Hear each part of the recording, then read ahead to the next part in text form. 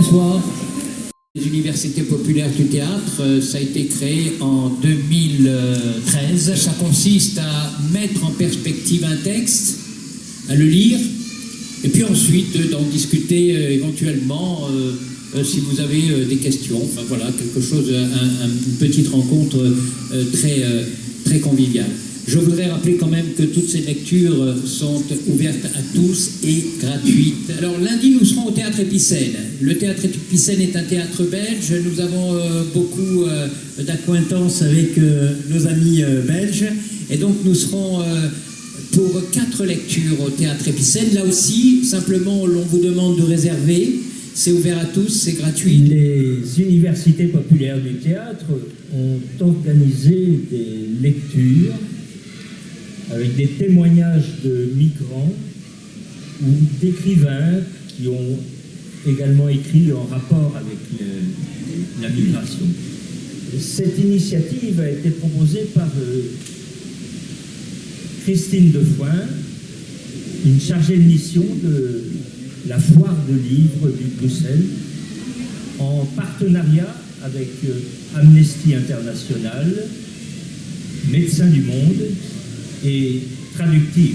Et aujourd'hui, nous abordons le 3e volume qui s'appelle Écriture contrainte, des murs et des mots.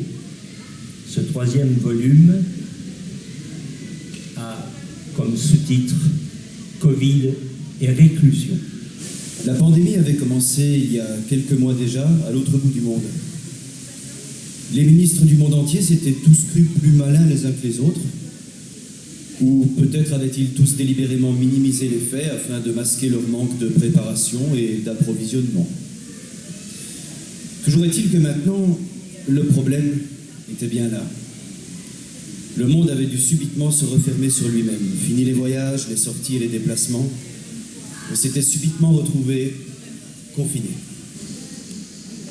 Mon petit Bill, avant tout, je m'empresse de t'annoncer une bonne nouvelle. Maman est sortie de l'hôpital. Elle est encore très fatiguée, ses soins ne sont pas terminés, mais les hôpitaux sont tellement surpeuplés qu'il faut gagner de la place. Je dois bien t'avouer que c'est très dur pour les services hospitaliers.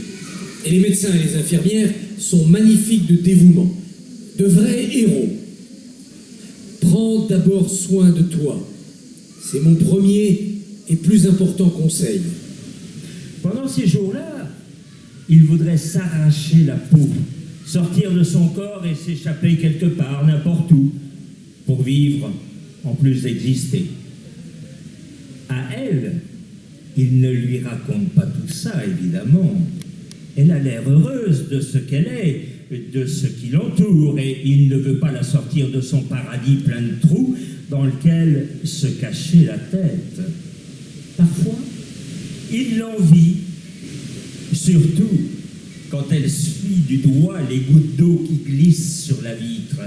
T'as la quarantaine, ne connais plus ton nom, reconnais à peine la rue où je te guide, où on t'envoie dans un bureau pour des papiers, seul dans ta bulle, apeuré, et ce regard réglé sur l'horizon, celui des souvenirs, flou, flou, flou, si loin. Tes neurones ont grillé au long de ton chemin violent, chargé d'alcool, rempli d'accidents, seul dans la rue, collé contre un mur, tu regardes à gauche, à droite, regarde vide. Tu ne sais pas où tu es, ni qui tu es. En main, tu le tiens, ce papier avec ce nom, le tien, celui d'un autre, ce papier que tu ne sais pas lire, que tu n'as pas écrit. C'est le travailleur social qui te l'a remis, mais sans plus t'en dire. Tu es en attente, tu ne sais quoi, privé de pensée sensée. Bruxelles frémit sous les applaudissements nourris, les sons de cloches égarés en pleine ville, les cuillères en bois frappées avec enthousiasme sur des marmites en fonte, les pleurs d'enfants réveillés d'un sommeil profond, les aboiements étonnés. À 20 heures tapantes, le pays s'éveille d'une torpeur lancinante. Cette symbolique communion journalière m'émeut, bien au-delà du courage et du dévouement salué.